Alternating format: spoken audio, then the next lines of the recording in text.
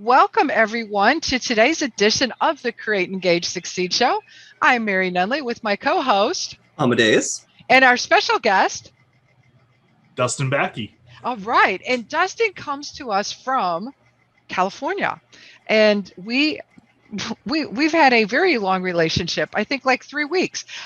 We are currently in a Facebook group together and with other course creators, and Dustin just sort of posted something about his passion. And for those of you that have followed Amadeus and I for a while, you'll know that one of the things that we're also regularly talking about is, besides gamification, how do you make your course accessible to a wider audience? And so when Dustin said that's really what excites him, I'm like, we got to get you as a guest on our show. So Dustin, why don't you tell the audience a little bit about yourself, and then we'll dive into why universal design is so important. Yeah, thank you, Mary and Amadeus, for having me. I appreciate that. And I appreciate your all's instructional design background and gamification. And man, I feel like we could talk for a real long time. We'll invite you back. Love it. So my background is I've been teaching in higher ed for about a decade now at California State University, Chico. And there I got known for creating innovative and inclusive courses. And I'm pretty proud to say that this last year, I was actually named the Inclusive Educator of the Year. And nice. I've been working with faculty development to help other professors teach these same things. And as much as I love teaching in higher ed, it doesn't always pay the bills quite like I'd like it to. So I tried to take my experience out into the world of digital courses and entrepreneurship. And I wanted to help professors and instructors do those same things. And what I found out was, well, there's all these amazing tools and resources and everything that we get as instructors in higher ed for creating accessible and effective and inclusive courses. But in the online course creator realm, there's hardly anything. It's not talked about. Kudos to you two, because when I first started this podcast journey, I went and looked at Pat Flynn, Amy Porterfield, John Lee Dumas, the big entrepreneur course creator people. None of them have a single episode on accessible content design, which kind of blows my mind. And so that puts it into perspective. And for me, I started seeing this hole, and at the same time, over the past 2 years, we've had a pretty roller coaster of a couple years with our youngest kiddo, Bowden, being born with Down syndrome. And oh, wow. So I've gotten, it's been wild. And the really cool thing is as I've gotten to know Bowden and watched him grow, even though he's young, I see just how smart he is, and it's that his learning looks different. And I'm so thankful for my background in instructional design, because I could see that the learning's happening. It just doesn't look the same way as other people's. And so I got realizing one of our mutual connections, Paul, he says there used to be a saying that there's an app for that. Well, now there's a course for that, especially after COVID, right? Just this flood of content came in. And so I got realized, I'm like, it just hit me. When Bowden's ready for that stuff, most of it's completely inaccessible to him. They will not be set up to help him learn. They will not be set up to help him and others like him succeed. And so I founded what I am calling the High Impact Teaching Lab, the HIT Lab for short, to really set out to change the landscape of online learning to make it more effective, accessible, and inclusive. I love it. So we've kind of got our own little, nowhere near at the level you're at, but Amadeus, if you want to just briefly share a little of your journey about how we sort of learned more about the importance of accessibility. Yeah, so I actually are kind of, I think, foray into accessibility started when I was young too, because I was home teached, and always learned a bit differently than everyone else did. And as we got older, we found out I had dysgraphia and a couple other learning kind of impairments of language and math specifically don't stick around in here as long as we would hope. So the traditional kind of teaching path, though, for what people did for those courses was just never effective to me. But that kind of gives the, people see that as, oh, well, you're not smart, you can't do those. And it's like, well, no, I can, but I need to learn them in a much different fashion, a lot more hands-on with a different design style to really make those effective. And so I think that's kind of what's always inspired us then to be more than just, oh, here's, closed captions for it. We need different explanations, ways that are engaging a different part of the brain to make that stick, as opposed to just, oh, well, here's the same course everyone else is doing, why can't you learn it? Yeah. And to add on to some of his other challenges, and this is not all about us, but just so audience can see that this accessible universal design, you may not realize somebody has a challenge because they learn to compensate. He had an amazing tennis coach because Amadeus also has limited feeling in his upper body. And they don't know why. Science said I'm a freak. Yeah, I mean, he's had all kinds of tests and stuff, and they're just like, we don't know why this is happening. But his coach would get so frustrated with him because he was trying to teach him how to do a proper Australian volley, and the racket would keep moving in his hand. And he's like, Arma, stop doing this. And he's like, doing what? And so his coach ended up duct taping his hand to the racket so that he could learn the pattern. So he still, it doesn't, if the racket moves, but it's that same type of thing. It was a brilliant coach who said, okay, I'm going to try something really bizarre, but we're going to get you to not move that racket because we're going to duct tape it to you. And it worked. I was really good at volleying after that. I was really known for it. Yeah, but moving this into the realm of, universal design and accessibility, oftentimes when people hear, oh, we've got to do closed captions or we've got to make it accessible, they're thinking of people with a specific impairment or disability, like, oh, they can't hear, or, oh, they're mobility impaired. And one of the things we share with folks is adding closed captioning is not just for the hearing impaired. Maybe you're on the bus and you can't turn the sound on. Maybe you need to see it, hear it, say it to get it. So what are your tips that you would share for somebody just sort of dipping their toe into the water? I think the most important thing is really work on a bit of a mindset shift to start. And so even before the actionable, like hands to keyboard, like pen to paper type tips, really understanding the difference between accessible design and universal design, because accessible design is really, it's solid, it's valued. And this is one thing that I struggle with personally, is the term accessible design makes me cringe, because accessible design is providing accommodations for every scenario that you might run across in each specific thing. And a great example of this is you build this big, beautiful house or big, beautiful building, and then you realize that people in a wheelchair cannot access it. And so what do? We add on a ramp. We put an accommodation in, which is great and valuable, but then maybe the doors are narrow and someone with an electric wheelchair couldn't actually get through it. And so you're like, oh, okay, now I need to make the doors bigger, right? This is accessible design where you're making these little tweaks to something that's already created, which is really important, right? All those things are valid, but they're serving one specific accommodation at a time. Whereas universal design is, we take that idea for the building that we want to build and we make sure there are wide doors and all the main services on the first floor and easy to access elevators and no stairs to get in. And no one is hindered by that. Like, it doesn't negatively impact anyone. And yet everyone is served by it.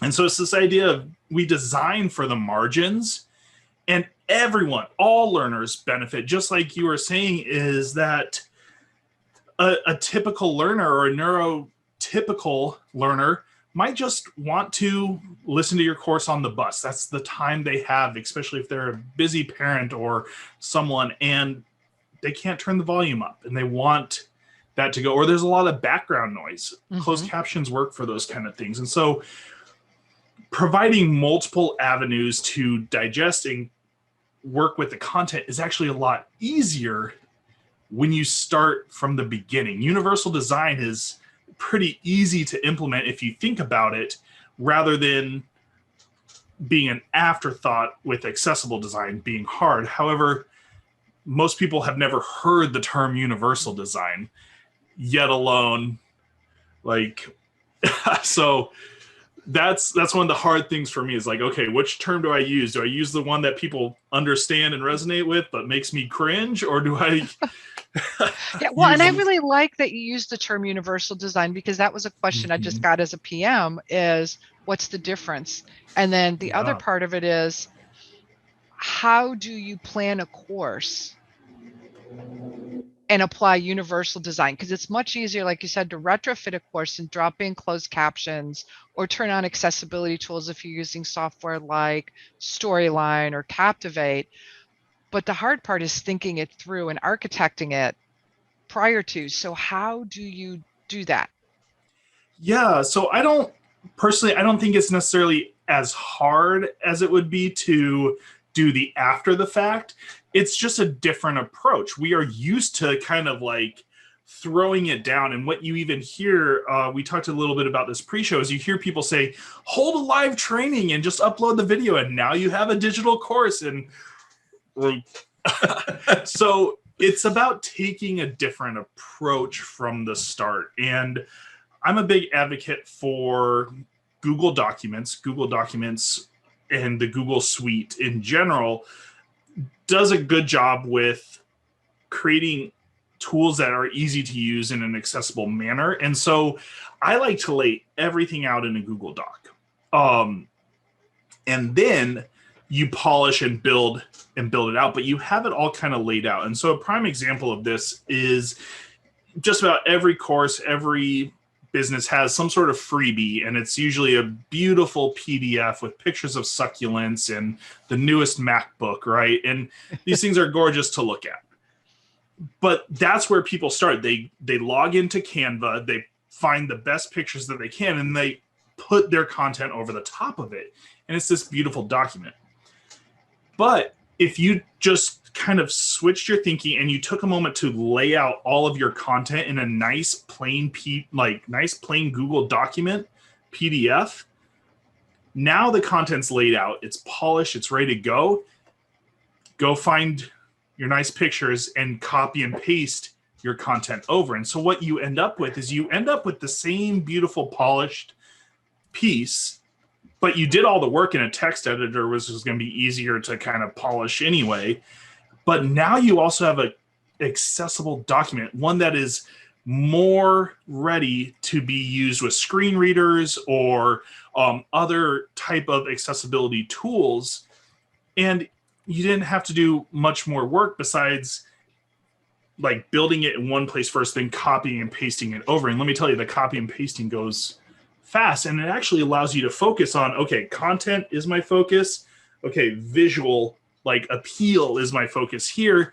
And I think what a lot of people are hesitant on, they're like, I can't just send them a plain document, like a PDF with no like beautiful editing or anything. Offer both of them. There's no reason why in your digital file download, zip file, and just call one an e-reader ready. Oh, that's a good tip. And so now you have the stylized. Oh, I have a visitor. Oh, Daddy's on a phone call. I don't want. I'm glad you got your treat. Daddy's got to go back on the phone call. I love you.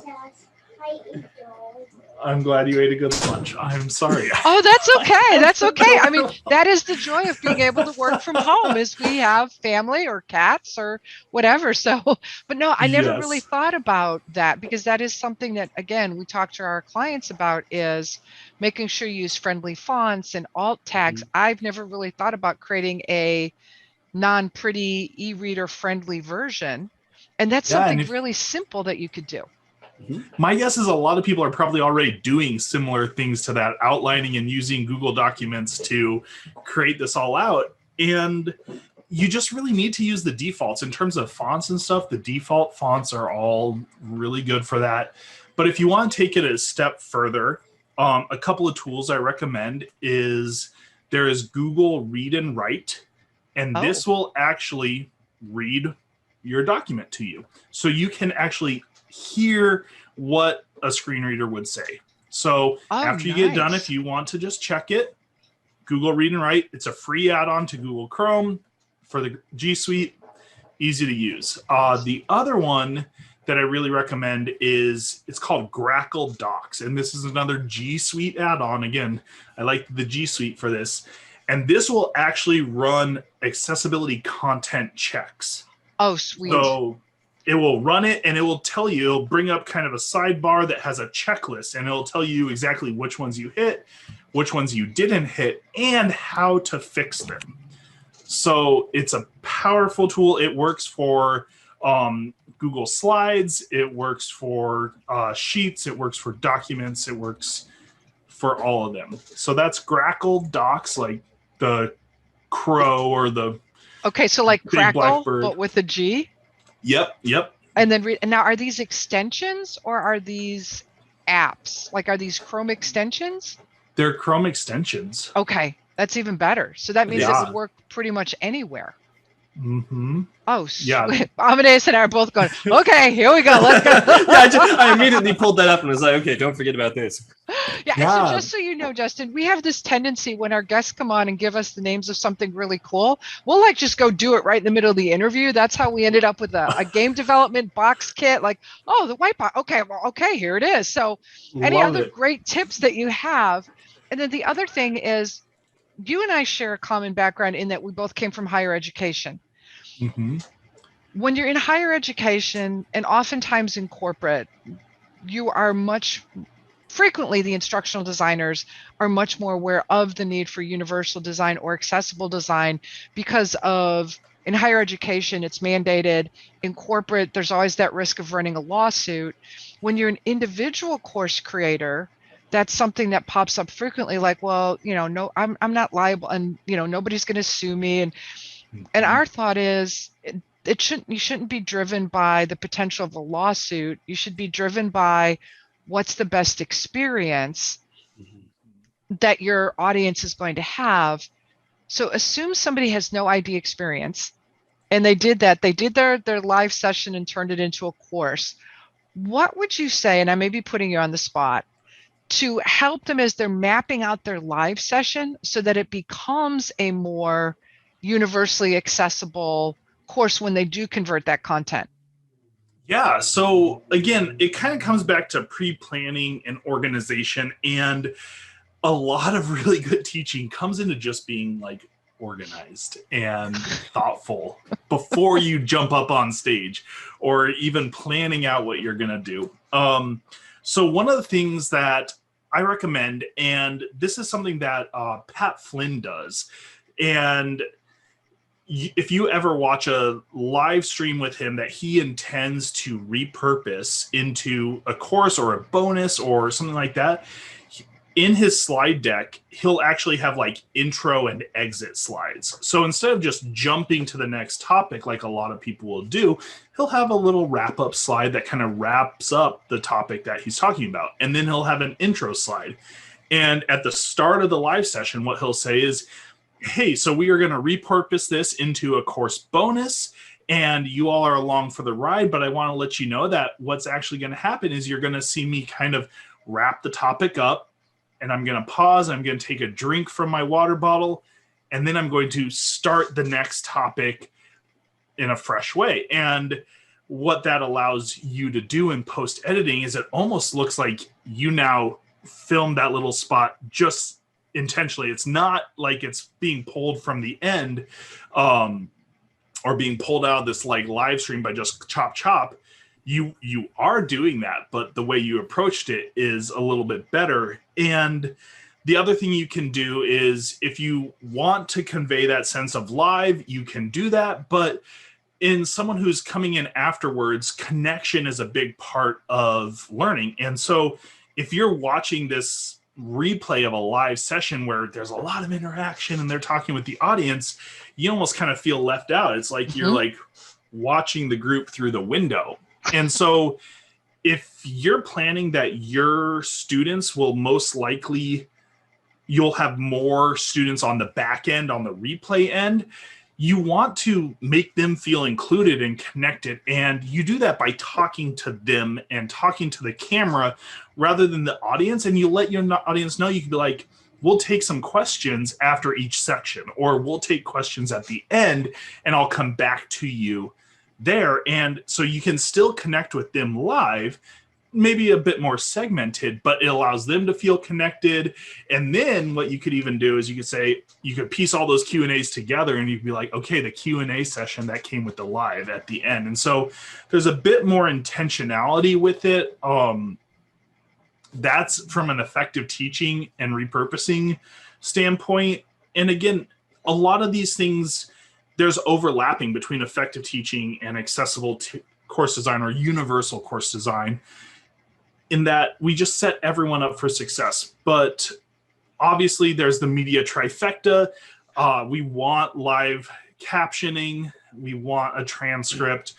And like Mary said, those really benefit everyone, especially people coming from after the replay. You can let them know a transcript is available. You can let them know an audio file is going to be available, that sort of thing. And people hear, okay, I need captions, I need live transcription, I need a transcript, and they feel like this is huge wall, but the software is so powerful now. Like, right, it's built into Zoom. Closed captions are built into Zoom, and you can export the transcript afterwards. Like, and that takes you another 10 seconds to like go. Once you get the hang of it, go to your transcription, export. And the big thing I tell people, and kind of some of the criticisms that people say is, well, those live transcription services are terrible. They misplace words all the time. And I just feel like that is really not giving your audience credit. Your audience are intelligent human beings. And if you're teaching about the penguins of the Antarctic, when it says Pikachu, they know Pikachu is not part of it. Like, they understand you're talking about penguins, not Pikachu, right? Right. Like, so there's gonna be some flubs, there's gonna be mistakes, but something is better than nothing. Right. And give your audience credit. They are smart, intelligent human beings, and there's context around words and in a conversation, and that's a big part of communication as well. So, and there are occasions when you really want to go in and edit that transcript. Amadeus and I have some examples of that too, where it was German presenters presenting to a bilingual English and Spanish speaking audience with highly technical medical terms. And the two of us are just like, okay, I have absolutely no idea what they just said listening to it, let alone what the transcript is trying to say. So sometimes you do have to take that, especially in my mind, if you're going to sell the course as an extra, take a little bit of time to read through that transcript and maybe change some of those words. Like, you can leave the Pikachu for the penguins, but let's make a few other changes if necessary. Yeah, and there are really great services, rev.io, if you have the financial bandwidth and want to save on your time, or even a VA can do that for you and read through. Rev.io is human captioning, so they have someone go through it. It's kind of expensive. I think it's like $1.25 per minute, which is a lot. The tool I like. Oh, go ahead. No, I was gonna say we use Otter. I don't know what you were gonna. Otter is great. Yep. Otter is the one that actually runs behind Zoom as well. So Otter is really powerful. From a content creator type standpoint, I really like Descript. Because Descript is an online service. It's pretty affordable, but it started as, it allows you to edit your video or audio files as text documents. So it takes if you're creating a podcast and you have your audio file, you drop it into Descript, it's going to transcribe it for you automatically. And then you can edit it. You could actually edit the audio file, like take out all the ums. You can Control F, find all the ums, and delete them all at the same time. Sweet. But you can also do some of that transcript editing, like let them know what the transcript looks like, and then you can just export the transcript, export the audio, and you're great. They also do video editing, and they've recently updated so you can record everything right within Descript. So like if you're kind of looking for an all-in-one like video, audio, screen, transcript, like it does it all, which is pretty cool. Amadeus and I are like sending each other like messages going, okay, we got to go check this out after this call ends. So we are close to the end of time, not to the end of time. We are close to the end of this episode. Got to watch those words. So if you could leave the audience with one last tidbit of how to make their life easier, and then we're going to wrap this up by you sharing what you're working on and how folks can get in touch with you and work with you in the future. Yeah. Okay. So one last tidbit to make their life easier. All right. Let's see. We've talked about a few of those things. One thing I would do is really when you're starting to build your course, really lock down. I call them plot points, 3 to 5 plot points. For those of you in the higher ed background, these are your primary learning outcomes, your student learning objectives. For those of you in the business realm, this is the transformation you want your students to have. Now, you're like, okay, that doesn't sound like it's going to save me time, but sorry about that. The thing about this and why it saves you time is if at the very beginning, you know where you're going, everything else is in reference to that. So think about it. If you're trying to get somewhere and you don't know where you're going, it's going to take you a lot longer, right? When we open up Google Maps, you put in your destination first, and then it creates the path or potential other paths. And so I really encourage people to lock in 3 to 5 of these for their entire course. They're bigger, they're broader, but those are your benchmark. Those are your waypoint. Everything you think about putting in, say, does it lead to that? And if it's no, don't put it in. Don't spend time on it. Yes. So I hope that those will kind of give you some peace of mind of like what you should be putting in versus not, save you some time in that way. But it's also going to help set your customers up for success as well with those plot points. I love it. Yes. I mean, don't have 30 of them. Yes. Yes. I worked with somebody once who wanted for every hour of your course, you had to have like 10 learning object. I'm like, there's no way in a 3-hour semester long course you can cover 30 of these. No. Those are ends to a mean, but 3 to 5, I love it. And that also ties in with why we encourage people to build storyboards, because it helps you see everything. Here's my talking points. Here's my images. So our timekeeper is saying that we're almost out of time. So Dustin, I know that you've got something cooking. Yeah. Would you mind sharing that with our audience? Yeah. So what I've got cooking is actually going to be a 3-part series of crash courses. So these are going to be fast, quick, to the point, to give people the first steps they should take to be a more effective teacher, to create more accessible content, and to foster an inclusive course environment. So people will be able to buy those separately or ideally as the bundle, because together that's where the magic happens. But that's not coming out just yet. That's, like I said, in the works. You could actually get it behind the scenes on my YouTube channel. I'm doing a behind the scenes course builder of it. But for now, if you go to thehitlab.co/quick start, I've got a free quick start guide that will give you some of the first steps to get started in those areas of effective teaching, accessible content design, and inclusive course environments. Completely free. You could get through it in under 15 minutes and you'll have some action steps to take to get moving in the right direction. That is awesome. I've already taken so many notes in the comments of the Facebook Live that we're going to translate into our show notes when this goes up on our YouTube channel as well. So I just want to say thank you so much for being our guest. Amadeus, do you have any last comments before we wrap up? No, besides, I think you're just doing a really great thing. I think more people need to have accessibility and think about that. It's really underutilized. Yes. Thank you.